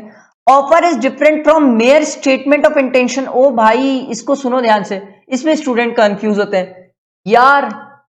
मैं ना, ध्यान से सुनना सर, बहुत ध्यान से सुनना, मैं आपको इसका एग्जांपल दे रहा हूं। मेयर स्टेटमेंट ऑफ इंटेंशन, यार मेरे को ना अपनी कार बेचने का मन कर रहा है, ये तो मैं सिर्फ अपनी इच्छा बताया हूं। अगर मैं सिर्फ अपनी इच्छा बता रहा हूं तो ये ऑफर कहां हुआ किसी के लिए? ऑफर तो तब होता है जब मैं आपको सामने से बोलता है यार मैं अपनी कार बेचना चाहता हूं 2 लाख रुपए में, खरीदेगा क्या? ये होता है ऑफर। भाई मैं अपनी कार बेचने की सोच रहा हूं, ये सिर्फ एक इंटेंशन है। अगर ये इंटेंशन है तो ये ऑफर कैसे हुआ? अगला देखो sir, an invitation to offer. Sir इसका बहुत सिंपल एग्जांपल है, इन्विटेशन टू ऑफर का बेस्ट एग्जांपल है सर, प्रोस्पेक्टस ले लो। तो कोई भी कंपनी जब आपको प्रोस्पेक्टस इशू करती है कि अपने शेयर्स खरीदना, मतलब वो चाहती है कि अपने शेयर सेल करना और आप परचेस कर लो, तो जब भी कंपनी आपको प्रोस्पेक्टस देती है, इसका मतलब ये थोड़ी कि जबरदस्ती कि आपको वो कंपनी के शेयर्स खरीदना पड़ेगा। कंपनी तो आपको इनवाइट कर रही है कि आपको प्रोस्पेक्टस दे रहे हैं, प्रोस्पेक्टस पढ़ के अच्छा लगा तो फिल करो और हमें ऑफर दो कि हम आपकी कंपनी के इतने शेयर्स इस वैल्यू पे खरीदना चाहते हैं, हमें ठीक लगेगा तो हम एक्सेप्ट करेंगे आपका ऑफर, नहीं लगेगा तो भले ही हम आपको प्रोस्पेक्टस दिए पर शेयर्स नहीं देंगे sir. An invitation to offer, बहुत सिंपल एग्जांपल।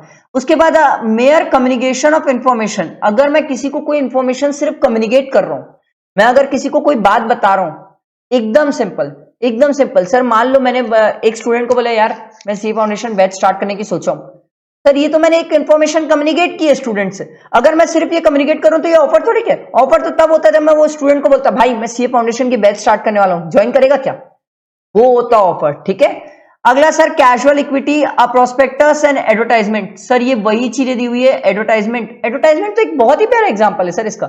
आपको कोई भी चीज की टीवी में ऐड देते हैं तो इसका मतलब ये थोड़ी कि अगर ऐड दे दिए मतलब वो आपको ऑफर दे दिए, नहीं सर। ऐड देते हैं, ऐड दे के बोलते हैं आओ भाई आपको पसंद आया तो आप आओ स्टोर और हमें ऑफर दो, हमें ठीक लगेगा तो हम आपको बेचेंगे, नहीं जमेगा तो आप निकलो sir.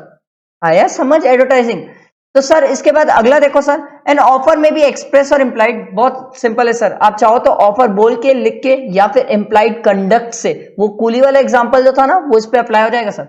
A statement of price is not an offer. अरे ये तो बहुत अच्छी सी बात बोला है सर, एक statement of price is not an offer. Sir आप मॉल्स जाते हो, आप शॉपिंग करने जाते हो तो आप लोग कई बार देखते होंगे बोर्ड में कोई भी बहुत सारे बोर्ड लिखे रहते हैं या बहुत सारे कपड़े टंगे रहते हैं जिनमें प्राइस टैग लगी हुई रहती है। सर बड़े बड़े ऑफर्स लिखे रहते हैं, बड़े बड़े प्राइस लिखे हुए रहते हैं, ठीक है, कि आपको देखना 3500 का ये है, ये ऐसे करके लिखा रहता है। जहां पर भी प्राइस लिखी रहती है उसका मतलब ये नहीं कि ऑफर है, वो आपको इनवाइट कर रहे हैं, भैया देख ये कपड़ा इतने का है, देखो अच्छा लगा क्या, चला जा शॉप के अंदर आ, फिर आके तू अंदर बात कर, भैया ये कपड़ा मुझे दोगे क्या, इस रेट पे दोगे क्या? आप उसे ऑफर देते हो, फिर उसको जमता है तो वो आपके रेट और आपके ऑफर को एक्सेप्ट करके हाँ बोलता है, नहीं जमता तो बोलता है नहीं मैडम आप जाइए, आपको हम ये कपड़ा नहीं दे पाएंगे, ठीक है, इतने में नहीं पोसाएगा। स्टेटमेंट ऑफ प्राइस, अगर किसी चीज की प्राइस मेंशन्ड है इसका मतलब सर वो ऑफर नहीं है। सर आप कोई भी प्रोडक्ट लेने जाते हो उसकी प्राइस लिखी हुई होती है, उसका मतलब वो चीज का ऑफर थोड़ी हुआ है, वो तो आपको इन्वाइट कर रहे हैं कि आओ ये प्रोडक्ट ले लो, फिर आप जाके दुकान वाले को बोलते हो भैया ये प्रोडक्ट दोगे क्या, वो हाँ बोलता है तो एक्सेप्टेंस होता है, आप ऑफर देते हो और एक्सेप्टेंस होता है। आया समझ? उसके बाद देखो what is an invitation to offer. Sir मैंने अब भी बताया सर, इन्विटेशन टू ऑफर क्या होता है? Only a circular of an offer, it is an attempt to induce offers and precedes a definite offer. Sir simple है, ये हम एक ट्राई कर रहे हैं कि सामने वाला हमें ऑफर दे। सर ये ऑफर के पहले की कहानी है, हमेशा याद रखना, इन्विटेशन टू ऑफर ऑफर के पहले की कहानी है, हमेशा याद रखना। स्टूडेंट इस पे कंफ्यूज होते हैं, सर इन्विटेशन टू ऑफर पहले होता है, फिर ऑफर आता है, फिर एक्सेप्टेंस आता है, इसीलिए लिखा हुआ है precedes a definite offer, precedes a definite offer. Offer के पहले इन्विटेशन टू ऑफर है, फिर ऑफर है, फिर एक्सेप्टेंस है। आया समझ? ये हमने ऑफर से रिलेटेड पूरी कहानी समझी। अब अपन क्या देखेंगे? एक्सेप्टेंस देखना स्टार्ट करते हैं, ठीक है, चलो अब अपन एक्सेप्टेंस देखते हैं। तो गाइस चलो अब अपन स्टार्ट करते हैं एक्सेप्टेंस से। अब देखो एक्सेप्टेंस क्या बोलता है, एक्सेप्टेंस का मतलब क्या होता है? When the person to whom the proposal is made, जिसको प्रपोजल या मतलब जिसको ऑफर, ठीक है, जिसको ऑफर दिया गया, made signifies his assent thereto, वो पर्सन उस ऑफर पे अपनी इच्छा जताता है। एसेंट मतलब विलिंगनेस, इच्छा जताना, ठीक है। Where the person to whom the offer is made, मैंने आपको ऑफर दिया कि मैं आपको सीए फाउंडेशन पढ़ाना चाहता हूं, मेरे ऑफर में आप अपनी इच्छा बताते हो कि हाँ सर हम आपसे पढ़ना चाहते हैं कि नहीं चाहते। The proposal is set to be accepted, अगर आपने बोला हाँ सर हम आपसे पढ़ना चाहते हैं, the proposal when accepted becomes a promise, और अगर वो प्रॉमिस बना तो वो एग्रीमेंट बनेगा, एग्रीमेंट बना तो वो क्या कहलाएगा सर? अगर आप उसे एनफोर्सेबल बाय लॉ करा सकते हो तो वो कॉन्ट्रैक्ट कहला जाएगा, नहीं तो वो सिर्फ एग्रीमेंट रह जाएगा। आया समझ? ये एक्सेप्टेंस की डेफिनेशन सर सेक्शन 2B, ध्यान रखना। उसके बाद देखो sir relation between offer and acceptance. Sir एक लाइन लिखी हुई है, ये लाइन से एग्जाम में केस स्टडीज भी आती है, क्वेश्चंस भी आते हैं। Acceptance is to offer what a lighted match is to a train of gunpowder. Sir इसका मतलब क्या होता है? बहुत सिंपल है सर, एकदम सिंपल है।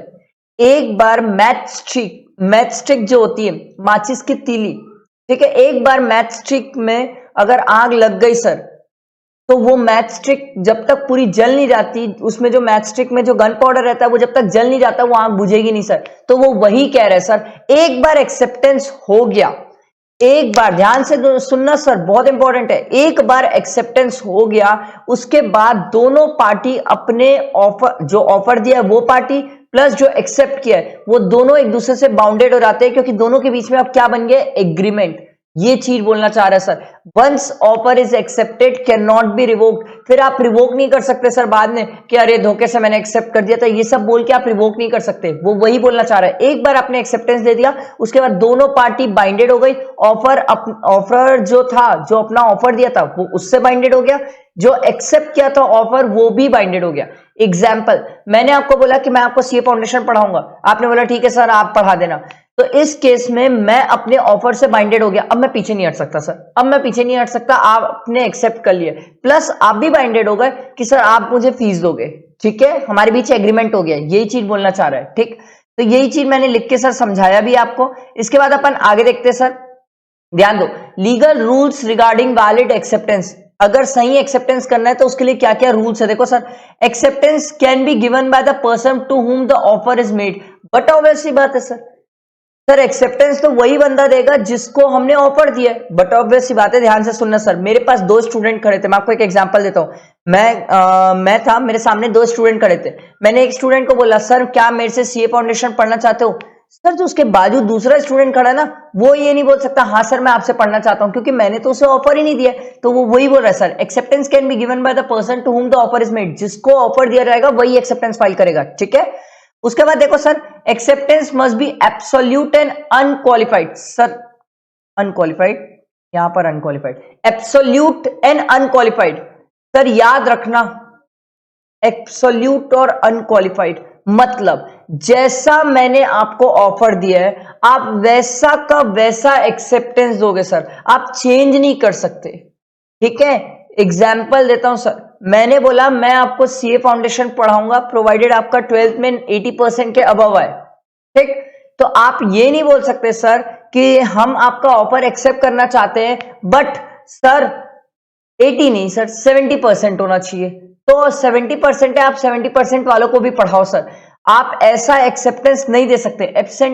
Acceptance must be absolute and unqualified condition नहीं लगा सकते सर, आप एक्सेप्टेंस करते टाइम अपने तरफ से कोई कंडीशन नहीं लगा सकते, ठीक है। उसके बाद अगला पॉइंट देखो sir, the acceptance must be communicated. Sir ये तो बट ऑब्वियस बात है, ऑफर में भी हमने ये पढ़ा था सर कि ऑफर कम्युनिकेट होना चाहिए, सर एक्सेप्टेंस भी कम्युनिकेट होना चाहिए। एक बात बताओ, आप अगर मुझे कम्युनिकेट नहीं करोगे एक्सेप्टेंस, तो मेरे को क्या पता चलेगा कि आप मेरे से पढ़ना चाहते हो कि नहीं? सर कम्युनिकेट करना जरूरी ना, सामने वाले को कम्युनिकेट नहीं करोगे तो देख के थोड़ी समझ आएगा कि क्या चाहता है सामने वाला बंदा, भगवान थोड़ी क्या, बाबा थोड़ी क्या। उसके बाद अगला देखो, एक्सेप्टेंस मस्ट बी ना प्रिस्क्राइब मोड। मैंने बोला था भाई मैं तेरे को सीए फाउंडेशन पढ़ाऊंगा, अगर तू मुझसे पढ़ना चाहता है तो तू मुझे व्हाट्सएप में लिख के भेज देना, हाँ सर मैं आपसे पढ़ना चाहता हूं। मैंने जैसा मोड प्रिस्क्राइब किया वैसे ही लिख के भेजना है सर, वैसे ही एक्सेप्टेंस देना है। मैंने व्हाट्सएप में बोला और तूने मुझे इंस्टाग्राम में बताया, तो सर इस केस में आपका एक्सेप्टेंस वैलिड नहीं है सर, क्योंकि जिस मोड में मैंने प्रिस्क्राइब किया था उस मोड में आपने एक्सेप्ट नहीं किया। उसके बाद सर टाइम, सर अगर मैंने बोला कि भाई मैं तेरे को सीए फाउंडेशन पढ़ाऊंगा, तू मुझे 1 महीने के अंदर बता देना, तो सर ये 1 महीना जो है ये एक स्पेसिफाइड टाइम है सर, इतने टाइम पीरियड के अंदर अगर आपने बताया तो मेरा ऑफर वैलिड है, अदरवाइज मेरा ऑफर लैप्स हो जाएगा। 1 महीने के अंदर बताया तो ठीक है, और 1 महीने के अंदर अगर एक्सेप्टेंस नहीं दिया तो मेरा ऑफर लैप्स हो जाएगा।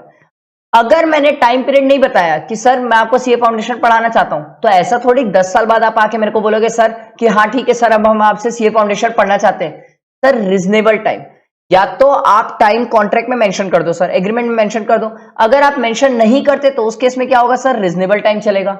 आया समझ? और रीजनेबल टाइम क्या होता है sir, reasonable time contract to contract differ करता है सर, आपको भी नहीं पता क्या रीजनेबल टाइम होगा, वो तो डिफर करेगा सर कॉन्ट्रैक्ट टू कॉन्ट्रैक्ट। अगला sir, mayor silence is not acceptance. बहुत सही बोला सर, क्या चुप रहना एक्सेप्टेंस होता है? सर अगर ऐसे एक्सेप्टेंस होता तो मान लो मेरा फ्रेंड खड़ा है, मैं उसको बोलता भाई मैं तेरे को अपनी कार बेचना चाहता हूं, वो कुछ बोला ही नहीं, वो मेरे तरफ ऐसे देख रहा है, सर तो इसको एक्सेप्टेंस थोड़ी मान लोगे, चुप रहना एक्सेप्टेंस कभी नहीं होता सर। आपको एक्सेप्टेंस कम्युनिकेट करना पड़ेगा, बोलना पड़ेगा, या तो एक्सप्रेस करना पड़ेगा सर। आप चुप रहोगे तो उससे कोई एक्सेप्टेंस नहीं माना जाएगा सर। आया समझ? Mayor silence is not acceptance. उसके बाद देखो सर, एक्सेप्टेंस बाय कंडक्ट या फिर इंप्लाइड एक्सेप्टेंस। सर हो सकता है आप एक्सेप्टेंस बोल के कर लो, लिख के कर लो, या इंप्लाइड एक्सेप्टेंस। इंप्लाइड एक्सेप्टेंस का बड़ा एक अच्छा सा एग्जांपल जो हम पहले भी पढ़े, यही एग्जांपल मैं आपके सामने रिपीट करता हूं सर। मान लो कुली ने आपका सर क्या बोलते हैं सामान उठाया, सामान उठा के आपकी गाड़ी तक लेके जा रहा है, आप उसे मना नहीं कर रहे हो, मतलब इंप्लाइड एक्सेप्टेंस है कि सर वो लेके जा रहा है, आपको चल रहा है, वो जो 100 रुपए रेट बोला है वो 100 रुपए आप उसे देना भी चाहते हो सर, अगर नहीं होता तो आप तुरंत मना कर देते। इंप्लाइड एक्सेप्टेंस मतलब मान के चलना, जहां पर पार्टी के कंडक्ट से ऐसा लग रहा है कि वो सामने वाले का ऑफर एक्सेप्ट कर रहे हैं। आया समझ? Implied acceptance. उसके बाद सर देखो, communication of offer and acceptance. Sir बहुत सिंपल है, पता नहीं क्यों स्टूडेंट को इसमें कंफ्यूजन होता है sir. Very very simple. Communication of offer मतलब सिंपल है सर, मैं अपना ऑफर आप तक कम्युनिकेट करना चाहता हूं, तो सिंपल है सर, मेरा ऑफर कम्युनिकेट कब मान लिया जाएगा? जब मेरा ऑफर जब मैंने दिया और वो आपके नॉलेज में आ गया। सिंपल यही तो बोल रहा है sir, knowledge of the person to whom it is made. Sir communication of offer complete कब होगा? जब जो बंदा ऑफर दे रहा है, जिस बंदे को ऑफर दे रहा है उसके नॉलेज में आ जाए तो कम्युनिकेशन ऑफ ऑफर कंप्लीट हो जाएगा। Very simple. सर अगर यही केस पोस्ट में रहा तो पोस्ट के केस में सर मैंने चिट्ठी में लिख के भेजा कि भाई मेरे से सीए फाउंडेशन पढ़ना चाहता है क्या, जिस टाइम ये चिट्ठी सामने वाले को पहुंच जाएगी और वो उसे खोल के पढ़ लेगा तो सिंपल है सर, इस केस में ऑफर कम्युनिकेट हो गया मान लिया जाएगा। आ रहा है समझ? ऑफर कम्युनिकेट कब माना जाएगा? सिंपल है सर, एक चिट्ठी वाला केस, एक नॉर्मल वाला केस। सर अगर नॉर्मल वाला केस है तो जहां पर उसके नॉलेज में आ गया, चिट्ठी वाला केस है तो सर जब चिट्ठी उसके पास पहुंच जाएगी और वो चिट्ठी खोल के पढ़ लेगा तो उसे पता चल जाएगा कि मैंने ऑफर दिया। ठीक है, आया समझ? सिंपल है सर, सिंपल, एकदम सिंपल। पता नहीं स्टूडेंट इस पे क्यों कंफ्यूज होते हैं। फिर कम्युनिकेशन ऑफ एक्सेप्टेंस, अभी अपन ने ऊपर क्या पढ़ा? Communication of offer. अब यहाँ कम्युनिकेशन ऑफ एक्सेप्टेंस बहुत सिंपल है सर। एक्सेप्टेंस दो तरीके से हो सकते हैं, बाय एक्ट, या तो बोल के या तो लिख के, या तो बोल के या तो लिख के। मैंने बोला सर आप मेरे से सीए फाउंडेशन पढ़ोगे, आपने हाँ बोल दिया सर, ओरली हो सकता है चलेगा सर, या तो आपने लिख के मुझे चिट्ठी में भेजा यस सर कि हम आपसे सीए फाउंडेशन पढ़ना चाहते हैं, बाय एक्ट। और दूसरा है by omission to do something. Sir omission मतलब कुछ नहीं करना। मैं आपको एक अच्छा एग्जांपल देता हूं, मैंने आपको पहले भी ये एग्जांपल दिया था। मेरे पास एक कोचिंग वाला आया, उसने बोला भाई कल से तू सीए फाउंडेशन नहीं पढ़ाएगा तो मैं तेरे को 5 लाख रुपए दूंगा। ठीक है, ध्यान से सुनना सर। इस केस में मैं कल से सीए फाउंडेशन पढ़ाना छोड़ दिया, ओमिट कर दिया, कुछ करना छोड़ दिया, ओमिट कर दिया। इस केस में यह माना जाएगा कि उसका जो ऑफर था मैंने उसको क्या किया है? एक्सेप्ट किया भाई। बट ऑब्वियसली बात है, अगर मैं एक्सेप्ट नहीं करता तो मैं कल भी सीए फाउंडेशन को पढ़ाता। मैंने ओमिट किया है, ऐसा कुछ काम किया है जिससे लग रहा है कि सर कम्युनिकेशन हुआ एक्सेप्टेंस का। आया समझ? ओमिशन। प्लीज कंफ्यूज नहीं होना, बहुत सिंपल है, इजी एग्जांपल्स देके समझा रहा हूं। ठीक है, When communication of acceptance is complete, communication of acceptance कब complete मान लिया जाता है? Sir very simple, as against the proposer when it is put in the course of transmission। एक बार सिंपल है सर, चिट्ठी का केस है सर, ध्यान से सुनना सर। मान लो एक बार मैंने चिट्ठी लिख के सामने वाले को भेज दी कि भैया तू मेरे से क्या सीए फाउंडेशन पढ़ना चाहता है। जैसे ही मैंने ये चिट्ठी लिख के भेज दी, कम्युनिकेशन ऑफ एक्सेप्टेंस, ध्यान से सुनना सर, मैंने उसको चिट्ठी लिख के भेज दी, अब उसके पास वो चिट्ठी पहुंच गई। ठीक है, ध्यान से सुनना, उसके पास वो चिट्ठी पहुंच गई तो मेरा ऑफर कंप्लीट हो गया। ठीक, मेरा ऑफर कंप्लीट हो गया। अब वो मेरे को रिवर्ट लिख के भेज रहा है, रिवर्ट लिख के भेज रहा है कि सर हाँ मैं आपसे सीए फाउंडेशन पढ़ना चाहता हूं। तो मेरा कम्युनिकेशन सर मेरा कम्युनिकेशन कंप्लीट हो गया। उसका तरफ से कम्युनिकेशन कब कंप्लीट होगा? जब उसकी चिट्ठी मेरे पास पहुंच जाएगी। वेरी सिंपल, उसकी चिट्ठी जब मेरे पास पहुंच जाएगी और मैं उस चिट्ठी को उठा के पढ़ लेता हूं। वेरी वेरी सिंपल, इसमें कंफ्यूज नहीं होना। As against the acceptor sir, as against the proposer और as against the acceptor. Proposer वो होता है जो ऑफर देता है, एक्सेप्टर कौन होता है? जो एक्सेप्ट करता है उस ऑफर को। ठीक है, नॉलेज ऑफ द प्रपोजर, जैसे मेरी चिट्ठी हाथ में आई, नॉलेज में आया कि हाँ उसने एक्सेप्ट कर लिया, एक्सेप्टेंस हो गया, कम्युनिकेशन ऑफ एक्सेप्टेंस। उसके बाद देखो, when the proposal is accepted by letter send by post. Sir very simple, as against the proposal letter of acceptance is posted. मैंने जैसे ही उसको ऑफर दिया और उसने लेटर ऑफ एक्सेप्टेंस दिया, मतलब ये मान लिया जाएगा कि मेरा ऑफर कंप्लीट हो चुका है। ठीक है, मेरा ऑफर एक्सेप्ट हो चुका है। और जैसे उसकी चिट्ठी पहुंची और मैं उसकी चिट्ठी खोल के पढ़ा, ये मान लिया जाएगा कि उसका भी एक्सेप्टेंस कंप्लीट हो गया है, उसके तरफ से भी अब वो बाइंडेड हो गया है। ठीक है, as against the proposer, as against the acceptor, letter reaches the proposer, मेरे पास पहुंच गया। आया समझ? अगर एक्सेप्टेंस ओवर टेलीफोन या टेलेक्स या फैक्स मशीन है तो वेरी सिंपल सर, टेलीफोन में तो तुरंत होता है सर। मैं पूछा सामने वाले से, भाई मेरे से सीए फाउंडेशन पढ़ेगा क्या? हाँ सर ठीक है मैं आपसे पढ़ूंगा। टेलीफोन में तो तुरंत होता है सर, ऑफर और एक्सेप्टेंस तुरंत होता है, ठीक है। उसके बाद अगला देखो सर, कम्युनिकेशन और स्पेशल कंडीशन। सर याद रखना सर, कभी भी अगर आपको ऑफर देते टाइम कोई स्पेशल कंडीशन कम्युनिकेट करना है तो आपको वो चीज कम्युनिकेट करना कंपलसरी है। स्पेशल कंडीशन कभी भी हमको याद रखना, एग्रीमेंट या कॉन्ट्रैक्ट के केसेस में कम्युनिकेट करना बहुत जरूरी है सर। एक छोटा अच्छा एग्जांपल देता हूं, बहुत प्यारा एग्जांपल है सर। जब हम एयरपोर्ट जाते हैं सर, मेरे को बाहर के एयरपोर्ट का तो नहीं पता, जैसे रायपुर में एयरपोर्ट पे जाते हैं तो सर रायपुर एयरपोर्ट में ये होता है कि हम 5 मिनट तक गाड़ी को वहां पर पार्क कर सकते हैं। 5 मिनट से ऊपर पार्क करते हैं तो सर फिर वो हमसे 50 रुपीज चार्जेस लेना स्टार्ट कर देते हैं। तो वहां पर सर ऐसा है, ध्यान से सुनना सर, वहां पर ऐसा है जैसे मान लो मैं गाड़ी लेके गया, गाड़ी जब लेके जाता हूं तो वो मुझे एक पार्किंग स्लिप देता है, ठीक है। वो बोलता है सर 5 मिनट तक पार्क कर सकते हो। उसके बाद उसमें पीछे प्रिंटेड है, ध्यान से सुनना, उसमें पीछे प्रिंटेड है कि आपने 5 मिनट से ज्यादा पार्क किया तो आपको 50 रुपीज चार्जेस लगेगा, ठीक है। ये जो लिखा हुआ है सर, ये जो लिखा हुआ है, this is communication of special condition sir. अगर वो नहीं बोलता तो मुझे तो ऐसा लगता कि सर पार्किंग में जितना एक बार वो मेरे से पैसा लिया है वो लेगा, उसके बाद दोबारा एक्स्ट्रा पैसा नहीं लेगा। उसने जो कॉन्ट्रैक्ट में स्पेशल कंडीशन थी उसको कम्युनिकेट किया। हमेशा याद रखना, हमेशा अपन को स्पेशल कंडीशंस हमेशा कम्युनिकेट करने की जरूरत पड़ती है। आया समझ? उसके बाद देखो sir, communication of performance. Sir very very simple sir, very very simple. अगर मैं बोलूं तो ये चीज पढ़ने की जरूरत नहीं पड़ती अगर आपने ऊपर की चीज समझ गई, ठीक है। अगर आपने ऊपर की चीज समझ गई तो इसको अलग से पढ़ने की जरूरत नहीं पड़ेगी। कम्युनिकेशन ऑफ परफॉर्मेंस सर कब परफॉर्म करना पड़ता है? सर सिंपल सी बात है, मैंने जब उसको ऑफर दिया, उसने एक्सेप्ट कर लिया, अब मेरे को परफॉर्म करना पड़ेगा। उसका एक्सेप्टेंस मेरे पास पहुंच गया, अब उसे परफॉर्म करना पड़ेगा अपनी ड्यूटी। ये सिंपल है सर, इसको अलग से मत पढ़ो, ऊपर ही कवर हो जाता है, ठीक है। उसके बाद sir revocation, sir very very important, इसमें स्टूडेंट कंफ्यूज होते हैं। सर 2 केस है सर, प्लीज ध्यान से सुनना सर, 2 केस है, एक चिट्ठी वाला केस, एक नॉर्मल केस। सर एक चिट्ठी वाला केस और एक नॉर्मल केस, 2 केसेस में रिवोकेट कैसे किया जाता है सर? नॉर्मल वाले केस में मैंने आपको क्या बताया था, ध्यान से सुनना सर, बहुत ध्यान से सुनना, आराम से सिखाऊंगा। नॉर्मल वाले केस में हमने क्या बोला था, ऑफर कब कंप्लीट माना जाता है सर? जब मैंने उसको ऑफर दिया और उसके नॉलेज पे आ गया। तो इस केस में अपन रिवोक कब तक कर सकते हैं? मैं अपना ऑफर रिवोक कब तक कर सकता हूं सर? जब तक उसके नॉलेज में ना आए। Very simple, very very simple sir. अब बात करते हैं उस बंदे की, उसने मुझे एक्सेप्टेंस भेजा या उसने मुझे एक्सेप्टेंस दिया, तो उसका एक्सेप्टेंस वो कब तक, उसका एक्सेप्टेंस कंप्लीट कब माना जाएगा? जब उसका एक्सेप्टेंस मेरे नॉलेज पे आ जाए। अब वो अपना एक्सेप्टेंस कब तक रिवोक कर सकता है? सिंपल है सर, वो अपना एक्सेप्टेंस तब तक रिवोक कर सकता है जब तक उसका एक्सेप्टेंस मेरे नॉलेज में ना आए। यहां पर किस बात पे फोकस है सर? नॉलेज पे। दोनों पार्टी के जब तक नॉलेज में नहीं आता वो रिवोक कर सकते हैं। पर चिट्ठी वाले केस में ध्यान से सुनना सर, चिट्ठी वाले केस में थोड़ी सी कहानी अलग है सर। चिट्ठी वाली केस में क्या होता है, मैं जब चिट्ठी लिख के भेजता हूं, भाई मेरे से सीए फाउंडेशन पढ़ेगा, उसके पास चिट्ठी पहुंच गई, उसने खोल के पढ़ लिया, तो इस केस में सर चिट्ठी खोल के अगर उसने पढ़ लिया तो फिर मैं अपने ऑफर को रिवोक नहीं कर सकता।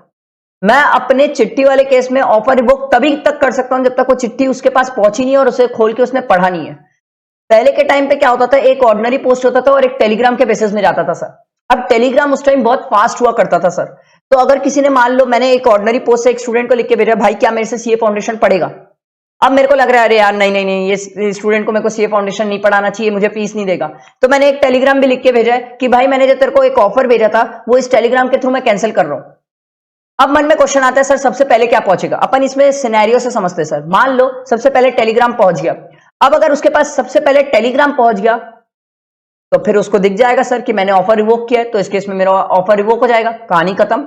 अब आपके मन में क्वेश्चन आ सकता है सर दोनों साथ में पहुंच गया कि आपका ऑफर लेटर और टेलीग्राम भी तुरंत पहुंच गया, साथ में पहुंच गए, तो उस केस में सर कोई भी पर्सन की नॉर्मल कॉमन सेंस से, ऑर्डिनरी प्रूडेंस से यह माना जाता है कि सर अगर कोई बंदा आपको टेलीग्राम से कुछ भेजा है तो वाकई में इंपॉर्टेंट चीज भेजा होगा, तो वो बंदा पहले टेलीग्राम खोलेगा, और अगर पहले टेलीग्राम खोलेगा तो सिंपल सी बात है रिवोक हो गया।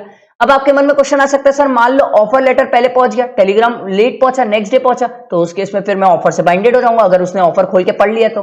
वेरी सिंपल, ये किसके पॉइंट ऑफ व्यू से था? मेरे पॉइंट ऑफ व्यू से। इसी का सेम सर वो सामने वाले स्टूडेंट के पॉइंट ऑफ व्यू से समझ लो। उसने मुझे एक्सेप्टेंस लिख के भेजा कि हाँ सर मैं आपसे सीए फाउंडेशन पढ़ना चाहता हूं, ठीक है, ऑफर लिख के एक्सेप्टेंस लिख के भेज दिया। अभी जो एक्सेप्टेंस लिख के भेजा, ध्यान से सुनना, अब मान लो उसको लगता है अरे यार नहीं नहीं नहीं नहीं नहीं ये सर पूरा नहीं पढ़ाएंगे, ये सर आधा छोड़वा देते हैं या बीच में छोड़वा देंगे या नहीं पढ़ाएंगे, नहीं नहीं मेरे को इनसे नहीं पढ़ना है। तो मान लो उस केस में क्या करेगा वो, मुझे भी टेलीग्राम में क्या करेगा, रिवोकेशन लिख के भेजेगा, किसका, एक्सेप्टेंस का। अब मेरे साथ भी यही सब बातें हो सकती सर। अगर नॉर्मली पहले टेलीग्राम पहुंच गया, मैंने टेलीग्राम पढ़ा खोल के, तो उसमें लिखा हुआ है कि सर जब मैंने पहले एक्सेप्टेंस दिया था उसको मैं कैंसिल कर रहा हूं, तो उस केस में उसका एक्सेप्टेंस कैंसिल।